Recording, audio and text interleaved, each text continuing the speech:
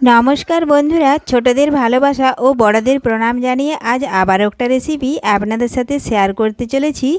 নিরামিষভাবে veg ডাল। আপনারা পুরো ভিডিওটা প্রথম থেকে শেষ পর্যন্ত দেখতে থাকুন। চলুন তাহলে শুরু করি। তো দেখুন বন্ধুরা, এখানে আমি একটা প্রেসার কুকার নিয়েছি। আর এই দেখুন সোয়াবিনগুলো আমি আধ ঘন্টা আগে ভিজিয়ে রেখেছিলাম আর 2 থেকে 3 বার ভালোভাবে ধুয়ে নিয়েছি। দিলাম প্রেসার কুকারের মধ্যে সোয়াবিন, ছোট ছোট করে কেটে রাখা গাজর কুচি, দিলাম পেঁপে কুচি। এ দেখুন পেঁপেগুলো ভালোভাবে ধুয়ে নিয়েছি আর প্রেসার কুকারের মধ্যে দিয়ে দিচ্ছি। এখন আমি দেব পরিমাণ মতো জল। এই দেখুন পরিমাণ মতো জল দিয়ে দিচ্ছি।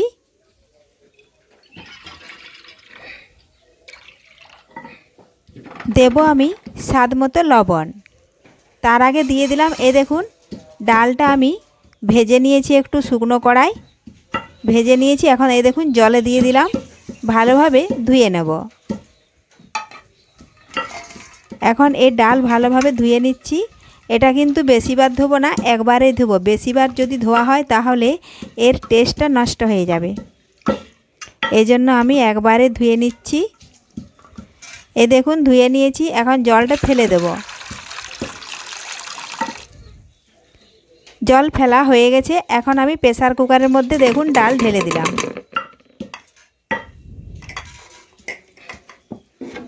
যেটুকু বাটির গায়ে ডাল লেগে আছে সেটাও আমি হাত দিয়ে কিংবা একটু সামান্য জল দিয়ে দিচ্ছি। আর এ দেখুন জলের সাথে ঢেলে দিলাম। এখন আমি স্বাদ মতো লবণ দিলাম, আর কিছু দেব না।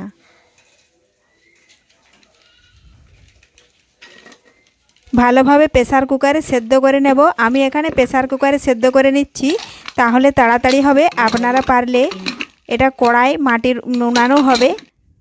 এ দেখুন ঢাকনা বন্ধ করে দিচ্ছি, ওখানে সেদ্ধ হচ্ছে। আর এদিকে দেখুন আমি কড়াই বসিয়ে দিয়েছিলাম, দিলাম পরিমাণ মতো সাদা তেল। আর নিরামিষভাবে বানাচ্ছি এই জন্য দিলাম গোটা জিরে, 1 চিমটে হলুদ গুঁড়ো দিলাম, তাহলে মশলাটা দেওয়ার সময় তেল ছিটাবে না। দিলাম আমি আদা জিরে বাটা, দেখুন তেল ছিটকাচ্ছে না। এখন আমি দেব আবারও পরিমাণ মতো হলুদ গুঁড়ো।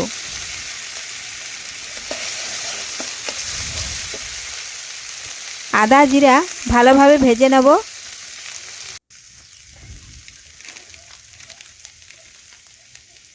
এই দেখুন দিলাম হলুদ গুঁড়ো, তখন আমি কম দিয়েছিলাম যাতে তেল হাতে না ছিটকা লাগে।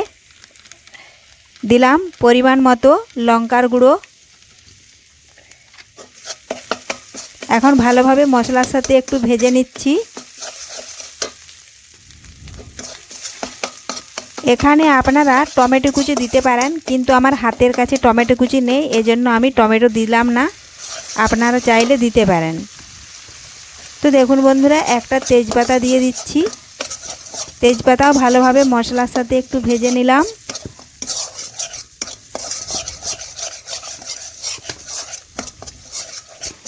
মশলা ভালোভাবে কষে নিতে হবে, মশলার কাঁচা গন্ধ যেন একটুও না থাকে। দেখুন একটু আমি জল দিয়ে দিচ্ছি, শুকনো হয়ে গেছিলো মশলা। এখন জল দিয়ে আবারও বেশ কিছুক্ষণ ধরে আমি কষে নিচ্ছি।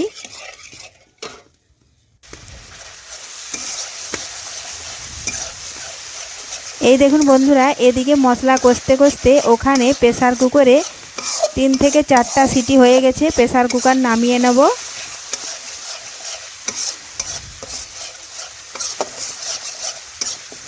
এই দেখুন এইভাবে 2 থেকে 3 মিনিট সময় নিয়ে মশলা আমি ভালোভাবে কষে নিয়েছি। আর এদিকে প্রেসার কুকারের ঢাকনা দেখুন খুলে আমি এখন ডাল আর সবজি সব ঢেলে দিলাম কড়ার মধ্যে। একটু নাড়াচাড়া করে ভালোভাবে মশলার সাথে মিশিয়ে নেব। আর এ দেখুন অনেকটাই শুকনো হয়ে গেছে। আমি এর সাথে প্রেসার কুকারে একটু জল দিচ্ছি। জল দিয়ে একটু নাড়াচাড়া করে দেখুন কড়ার মধ্যে ঢেলে দিলাম।